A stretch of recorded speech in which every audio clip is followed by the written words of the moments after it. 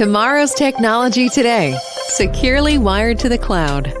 Welcome to our on-demand executive webinar series, where we educate C-suite executives and IT managers on the latest cybersecurity concerns. I'm going to start this by just saying I am Amy Spriggs. I'm the Director of Marketing Strategy for Tomorrow's Technology Today.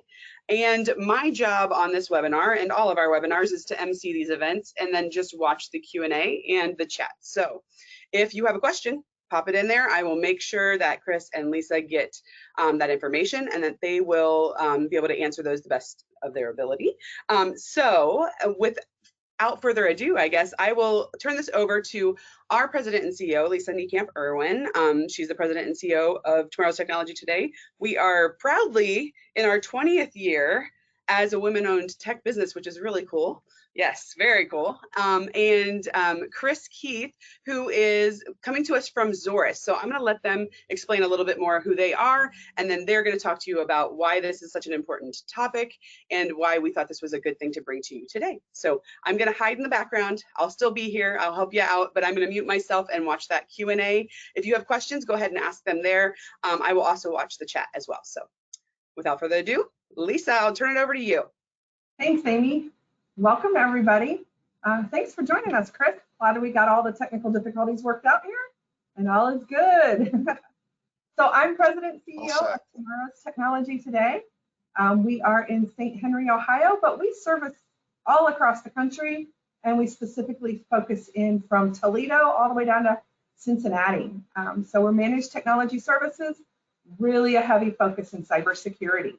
And with all the remote workforce, that's why I thought, Chris, it made sense to let's have a conversation and talk about what business owners can do these days to help in that remote workforce. Perfect. Well, thank you so much for having me, Lisa. I really appreciate it.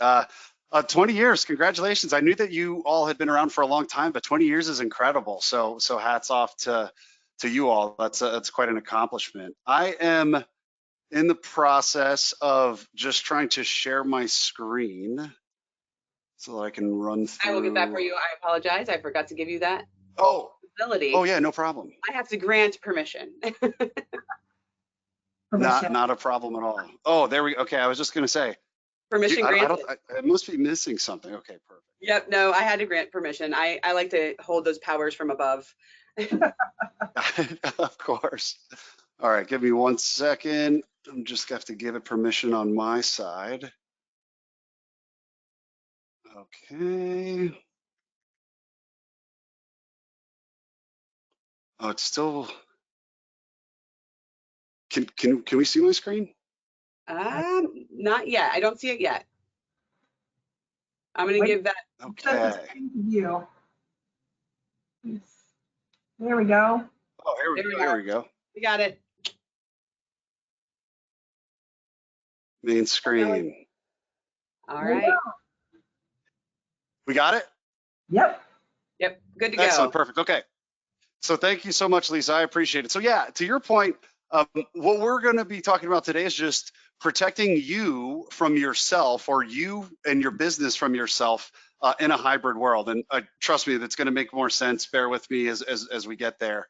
But before we do that, I figured. Yep. Sure. There you go. Okay. Perfect.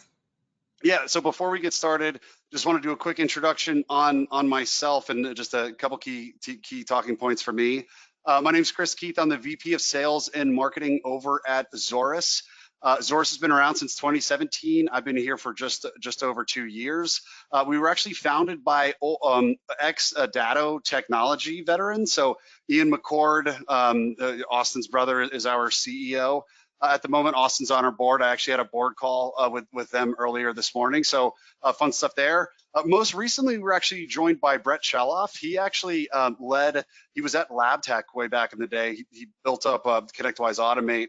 We recruited him, and he's been able to build up the product and the engineering side of the organization here over the past, essentially since February. So I'm really excited about the team that we have, just our in-depth understanding and knowledge with the channel and our partners there. And of course, that we know that the great support like Lisa and Amy do for everyone that you guys work with directly as well. So just quick background on us. Quick background on me. I always just like to start these off, but much like yourselves or the folks listening to this conversation, most of you are entrepreneurs yourself, and that's very much what I am too. So I'm a serial entrepreneur. I've founded a handful of different companies. The Red Rose in the e-commerce space. Wink Digital was actually a digital advertising agency, and then prior to that, I was in just industrial technology sales for quite a while. So was working with everyone from AWS, so obviously big enterprise type stuff, to local, the small to medium sized businesses. And what I really like about this space and the folks that primarily that we work with and support is you guys are all able to make decisions quickly and act quickly. And there's really nothing better than that from my side, or being an entrepreneur, working with other entrepreneurs that understand environments, make decisions, and then act on them relatively quickly. That's always extremely exciting. So enough about me. I always tell my team, you guys don't really care about me, you just care about what I could do for you. So let's get down to the brass tacks of the business here. So it's surprising to no one, the cybersecurity or cybercrime, excuse me, is way up over the past years or months or however long you want to call it. So we had some fun here with the Zoris Times here, but this is obviously, it's smaller stuff, things that all of local businesses close to us have been impacted by this in one way or another. But I think what we're all seeing across the board is these massive headline making, huge hacks or vulnerabilities or whatever you want to call it are becoming more and more prevalent. So obviously that's a little bit scary for us, as business owners, right? But what it allows us to do is, work with partners like Lisa, like Amy, and make sure that you're adequately protecting your business. And one of the things that we always talk about is not, what is the cost on a per month basis or an annual basis for the security solution that you have, but truly, what is the price that you could potentially pay by not being adequately protected or supported in all things cybersecurity, especially in a hybrid environment, which is where the reality is the majority of us are operating at this particular point in time. So not just being aware, but making sure that we're taking the steps necessary, just because these threats are absolutely on the rise. So this is just something that I also like to talk about is the velocity or the rate of change that digital adoption has accelerated. So obviously this was highlighted by COVID. So I highlight here just to make the contrast a little bit starker. The 2019 to 2020. But I think what a lot of us would realize is that a lot of these changes that we were thinking may be here for a little while or may not have a ton of staying power, they absolutely did, right? So just digital adoption across the board, 35% in December 2019, just increasing pretty dramatically globally, but especially here in North America. Even though we're an extremely developed country, that digital adoption has come a long way really quickly. And of course, the way that we operate has done the same thing. So we have to make sure that we're keeping up with that from a cybersecurity standpoint. So again, just highlighting, it happened fast. So depending on where you go or who you talk to, that rate of change is about the 25x multiple.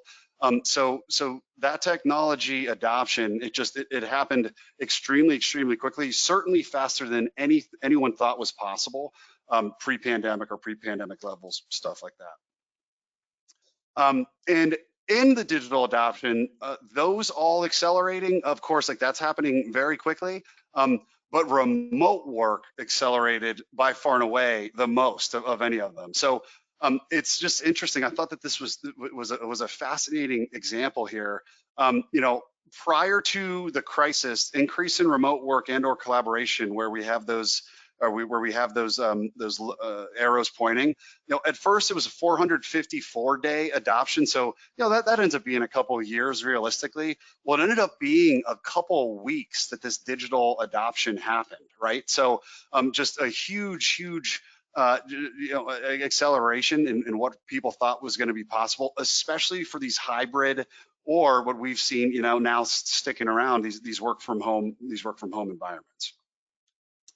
And what we think, or what everything that we're looking at now is leaning towards the fact that the workforce will absolutely stay remote, or at least some sort of hybrid. So the days or the chances of people being forced to go back into an office 5 days a week it's just looking slim. We're seeing even like corporations large and small, a couple days, a lot of people are staying fully remote. A couple days may very well be implemented, but that means that there's going to be inevitably a couple days of a work from home environment that's going to be the new normal in corporate America moving forward. So yeah, that new normal is here to stay. So what goes into that? We all have to get better at remote work and collaboration. Changing of needs and expectations are going to be the same. And of course, making sure that we're migrating all of our assets to the cloud so that things aren't just living on-prem, living in your offices so that you can't access them or have full access to whatever it is that you want to do professionally, work-wise, no matter where you're operating or choosing to work from.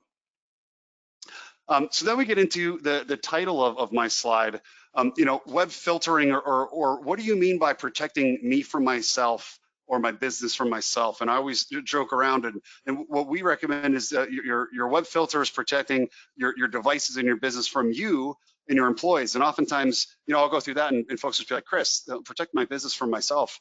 What are you talking about? It's my business, it's my baby. Of course it's important to me.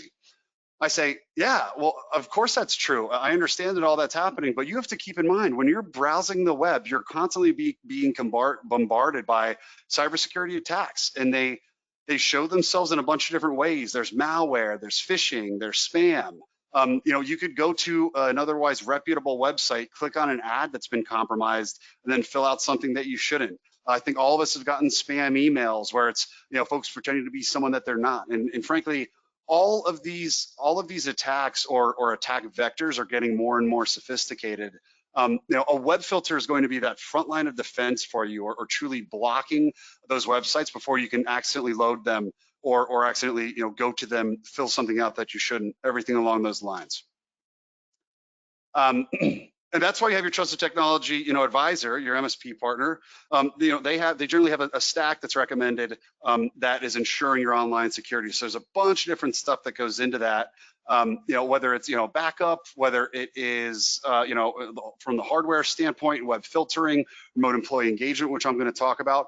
But all of these products are absolutely vital for this new normal in business that we're seeing ourselves in. So this is me just talking, again, higher level, the different level of the endpoints, the perimeter. One of the things that we always like to highlight in anything that's cybersecurity related, right, is going to be defense in depth. So making sure that there are always going to be multiple layers of defense in case something is breached. There's always something else that we can fall back on. Whether that is, very at the very forefront, that endpoint protection, like the endpoint protection, like the web filtering that I had spoken about, or at the very worst case scenario, that backup disaster and recovery. All of those things are going to be a vital part of the security stack for ensuring that your business is safe. So web filtering specifically is going to be on the very front lines. So the analogy that I always like to use is think of that defense in depth, or what I had been talking about there, as a castle. And when you're trying to get to the king or the queen, right, there's going to be a bunch of different things that are protecting you from getting there. So there is going to be a castle wall. There's going to be knights in shining armor. There's going to be a moat on the outside. And all of these things are going to be, they're protecting, you and your business from different things. The way to think of a web filter, or specifically, the endpoint protection, that web filter that lives on the very front lines, think of them as a scout. So those scouts are going to be on the they're essentially in enemy territory, right? So they're going to be at the very front end, and they're going to be looking and stopping people that seem malicious or suspicious, right? That's going to be their number one goal is stopping it in its tracks, a la by us, or us blocking those pages from loading. But what they're also going to do is alert folks that, hey, this seems suspicious. This doesn't make a ton of sense. This might be something that you may want to be aware of or look in on. So that allows us to be way more proactive in our cybersecurity approach rather than just being reactive. So there truly is the double-edged sword to having obviously the defense in depth, as well as more specifically the web filtering aspect of it. So what I also wanted to just do is give, when we're all talking about cybersecurity, everything along those lines, I did want to talk or give, specific numbers, just because it's pretty wild when you look at exactly what's going on here. A cyber attack once every 39 seconds. So, from the few minutes that we've been on this call thus far, there's already been a ton of these, right? 78% of organizations have experienced a cyber attack within the past couple of years. So, whether, obviously the majority of these, if you are properly protected, you don't have to worry about it. But again, for you to not be aware of and doing your best to work with people, working with your trusted technology advisor of implementing these best practices. Again, it's not a matter really of if, but rather a matter of when there's going to potentially be an issue. That 50 to 100 billion in lost, that goes back to my original point of, we can't think about the cost on a monthly or an annual basis to our business. It's absolutely about what is the price that we're going to potentially pay or be liable for if catastrophe does strike, right? And as we can see here, it's substantial. It's huge. Certainly not something that we have built into our budgets, right? And then again, what's also fascinating, and we hate to say it, but I don't think it'll be a surprise to anyone, is look, the majority of these attacks are actually caused by user error. So we're all busy, we're all working fast, we have a ton of things going on, right? And oftentimes these attacks are getting more sophisticated. We have to do everything that we can to automate this or have it running in the background, or frankly working for us. Just because we as users are going to be the most susceptible to these sort of attacks. And the other thing that I thought was interesting is all industries are at risk. So, in all the folks that I talk to about cybersecurity, this is a question that I get most frequently or extremely frequently is, we're in agriculture, or, we're just a small manufacturer. We're not going to be subject to attack or anything along those lines. And all that I would say is, obviously, if we look at these stats, some industries are going to be, essentially, more expensive and might have a higher risk of exposure. But in everyone that I'm talking to, and everyone who knows this space inside and out, it's that these criminals aren't going by level of sophistication. They're just looking for the lowest hanging fruit. So a lot of these people are, just to be honest, relatively lazy. So what they're trying to do is ping different networks. They are going to be trying other devices, and they're looking for areas of vulnerability. So what I always like to tell folks is, number one, be aware of that, right? Is it doesn't matter what you do or what industry you're involved in, you're absolutely going to be vulnerable. And of course, make sure that you're taking the necessary precautions to just decrease that vulnerability as much as humanly possible, no matter the industry. And it's costly as well. So these are all numbers that are specifically pulled for the SMB market. And, again, talking about budgets and this not being worked into, the plan on a year-over-year basis, right? But incidents affecting IT infrastructure, the average cost when there is an incident is $162,000. So that again leads into the fact, we can't be thinking about this on a cost basis, but instead the price that we could be subject to, assuming that worst case scenarios do come to fruition, right? And that's unfortunately in cybercrime, that's the area or the vantage point that we're generally taking. So this is just diving a little bit deeper on that human error. Depending on where you look, it's at least over 50% of breaches are caused by human error. I've read that that's up to as high as 80 or 90%. And just some interesting facts. Half of the U.S. workforce they trust public Wi-Fi. 50% of organizations report employees are ignoring guidelines. So you try to give folks training, right? I'm sure none of the employees of the folks working on this call are subject to this, but you try to train people, and almost half of them don't even the training doesn't stick, or they don't even take it. So all of these things are just something that, again, we have to keep best practices, but we also just have to be aware of these realities, right? And the huge just vulnerability that we as human beings just generate. So Our web filtering is going to be aimed at stopping malicious activity before users can click it. So again, we're preventing cyber attacks from unsuspecting end users. And essentially how we're doing that is just through a little agent that lives at the device level of wherever you're going to be operating or doing business. And why that's ideal for this new hybrid workforce, and it's ideal that you're working with partners that are supporting this, right? Is it doesn't matter where this device is connected to the internet. If you're on-prem, if you're off-prem, if you're working, at home, if you're working in an airport, if you're working in a hotel, anytime that these solutions are going to be active and turned on, you are going to be protected, and we're going to be adequately web filtering. So that's something that's extremely, extremely important. Again, given the fact that we've seen that technology adoption skyrocket, as we've seen that remote or that hybrid workforce, be here to stay. And then one of the things that's unique about our solution specifically is that it's got the latency is really good. So in the past, these sort of solutions, if you weren't on-prem, there was just you dealt with a little bit of the latency errors and things along those lines. That's something that we've been able to with our backbone that's nationwide, as well as just some updates in our caching and the technologies that are associated in the magic that is our agent. We are avoiding those moving forward. The granularity is something that's extremely, extremely nice and just vital for office environments when you're at an at-home world. So with a solution like ours, or any like a web filter along those lines, you're able to customize what sort of websites folks can visit and when they can visit them.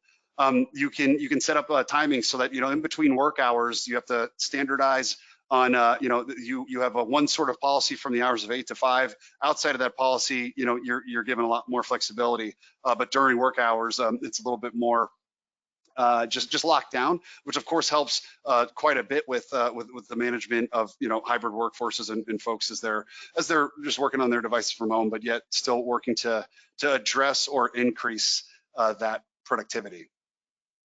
And then, so the protection is what's going to be paramount here as well. So it doesn't matter if it's spam that's coming in through your email that you're accidentally clicking on a website that you shouldn't go to, ransomware, anything along those lines is going to be automatically filtered. And again, that's the key, is automatically filtering all these things out, or not allowing pages to load, which is inevitably going to keep you a lot more safe.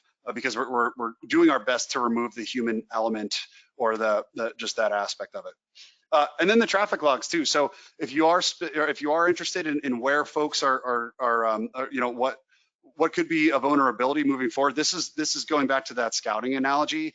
It's really nice if we're able to provide this sort of information if something doesn't if something doesn't seem right at the network level, and then of course share this.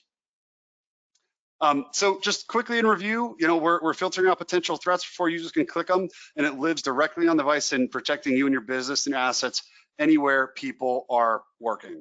So the other thing that I wanted to talk about, hybrid problems, of course it's a technology problem, but I think one of the things that I also like to chat about in all the business owners that I speak with as I'm going through the country doing these sort of things is a lot of these problems are actually, they're who problems, they're how problems, they're when and they're where problems.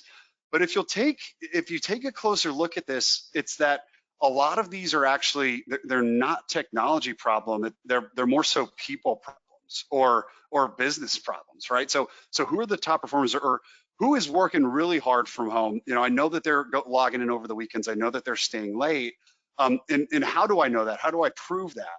And then when do I take action on that?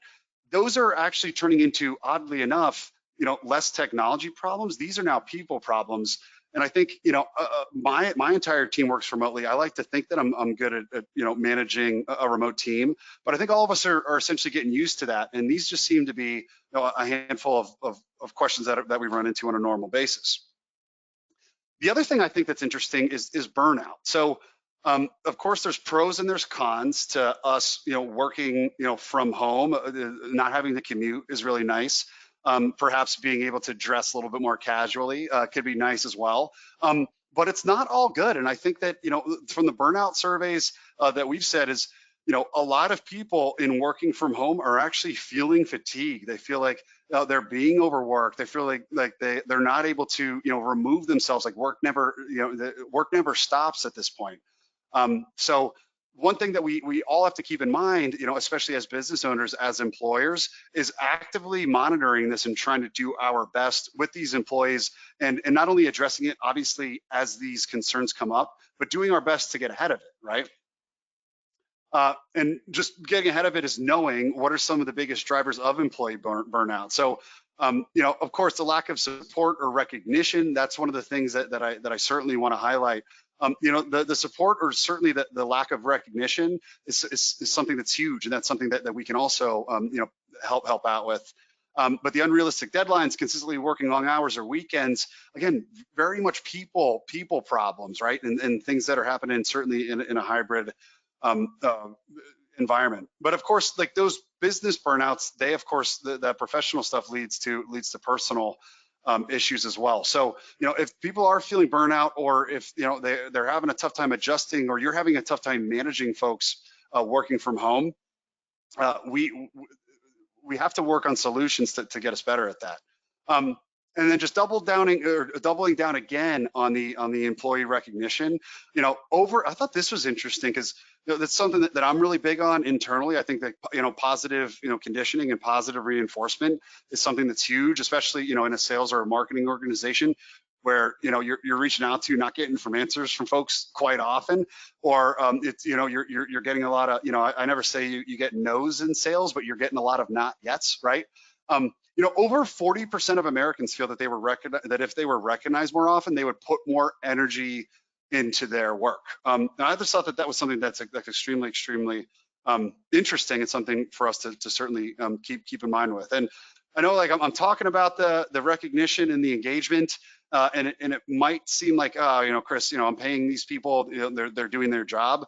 But when we think about it from the hierarchy of needs standpoint, that esteem, that respect, the status, that recognition is something that's extremely important to folks. And it's just inevitably a heck of a lot harder to do that in a hybrid environment, right? But still something that is absolutely important, and we need to be focusing on. So what we're able to do on from our side is and again, if you work with partners like Amy and Lisa, what we're able to do is help get some sort of a vantage point or a lead into exactly how time is being spent, and how people are doing as they're going about their day in and day out. So again, because our agent lives at the device level, we're able to break down how device time is being spent. So this is just an example of like a high level overview. This isn't live just yet, but what our team is working on. And this is just really nice, because we're able to see active versus idle time. If people are working on the weekends, that's going to all be highlighted here.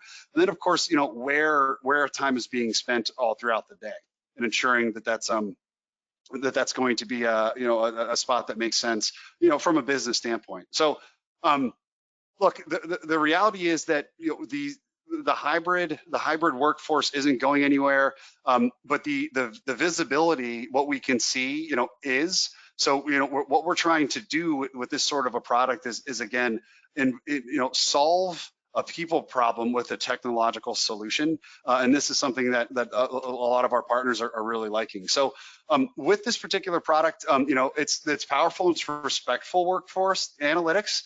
And what's nice about this is a handful of things. Number one, it is device traffic, it is web-based traffic or web application traffic.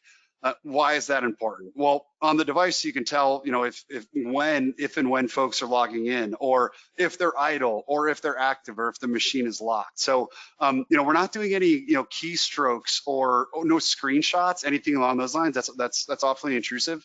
But what we are able to do is essentially mirror what your boss at an office would be looking at, right? So not looking over your shoulder 24/7, but they can tell if you're showing up 2 hours late every day or if you're taking a 4-hour lunch. That's what we're aiming for. The other thing that's nice is again, we can do this at the device level, or we're able to break it down back up from web application or a website, an individual website standpoint as well. So from web applications, just think of like a Zoom or something along those lines. All of that is going to be certainly captured, and the same thing obviously with websites. But again, in a respectful way, where we're not going to be looking too deeply. This is just highlighting the application. So again, whether it is like a Slack, whether it is a specific website or just some Windows traffic, all of that is going to be accurately highlighted and then shared with you as a business owner. And really all that we're trying to do, with the two products that I highlighted here today is putting, you as an SMB or you as a business owner, allowing you or giving you, a couple tools in your toolkit of delivering that peace of mind, right? So the first I guess aspect that we talked about, that web filtering or doing our best to protect you and your business from yourself. Again, we know that generally, certainly not the owners or generally employees, they want what's best for the business, but the reality is 50 to 80% of all vulnerabilities or attacks are unfortunately caused by human error. That's number one. And then number two, just helping you, engage, work with, manage the hybrid, the remote workforce a little bit better than you currently are. Because again, that's again, just something I think that all of us are struggling with right now. So, arming you with all the tools necessary in your toolkit to not only just worry about those technology problems, but the people problems and the business problems that are, or not problems, but just I guess opportunities that are also associated with the hybrid workforce. So I think I technically ran a few minutes over, but I know we got started a few minutes late, so I'm hoping that's okay. There we go. Can find my unmute button. That was great, Chris. I think a lot about, when you're out and about and you're using your laptop and, am I protected? Am I, who's out there watching me? Who's on that Wi-Fi too? I can't take that hardware firewall with me, right? And so, this gives you that peace of mind that you've got protection there. And then just, helping to you understand, what's happening in your employees' lives, as they're working and, helping them to be successful. I can say as a remote worker, I don't notice it happening, right? Like I don't notice this being on my device and taking care of it and like helping me with this, right? Because I am remote, I am home office right now, but I've worked in many different places, right? And at one point last year, I had a family emergency, and I ended up in Columbus, which is a couple hours away from here, for several days, and had to work, more remote than normal, and weird hours and weird times, but still secure because we were all set up and ready to go. Luckily, I was one of those people we were planned for me to be remote before COVID was a thing. And so we were prepared, but obviously on the technology side, that's what Lisa's been doing for a long time. I've come along just a couple years ago, but from the remote employee perspective, I appreciate it because I don't want to be the reason why something bad happens to work. You know what I mean? I don't want to be the reason why we end up with major issues, and so the peace of mind for me as an employee is also great because it's like, okay, I have some protection. I mean, obviously training and all of that is important and making good choices, but you said, human error happens. How many times in a day you catch a little typo here and there, like it happens. So I appreciate that from that perspective. So it looks like you got pretty much all of the questions answered from that we had. I think as you ran through everything, I think we got most of it. Anything else, Lisa, or anything we want to share, or any place you would want them to look or go if they have any questions or need anything? Yeah, if you're interested in more information about this and how we can help protect your remote workers, reach out to us. You can reach out to me at lisa@ttechT.com. Our website, there's a book, a 10-minute consult with me right there on the front page of our website. So, and our website is tomtech, tomtechtoday.com. I just added that to the chat. Okay, TOMTECH, today, TODAY.com. Anything else you can think of, Chris? No, I just wanted to say, it's partners like you guys that have been doing this for a really long time, and Lisa, I'm fortunate enough with you and Amy, I've been able to meet you all a handful of times, and just your overall level of sophistication, the approach to market. I know that you were extremely prepared for some of these like crazy changes. I always like to just highlight those numbers in the presentation because it's substantial. It's wild and it happened really quickly. So it's folks like like yourself in that position that's making all this possible. But just it is important. So please don't stop and keep it up. We'll try. It's funny because pre-2020, my clientele, we really didn't talk a whole lot about remote. And and we always kept saying, there's collaboration, this is available. And then all of a sudden, bam, we were ready. We had everybody ready. So. Yep. Thank you for viewing this presentation. Find more details for our next executive webinar at tomtechtoday.com/executive webinar. We look forward to seeing you there.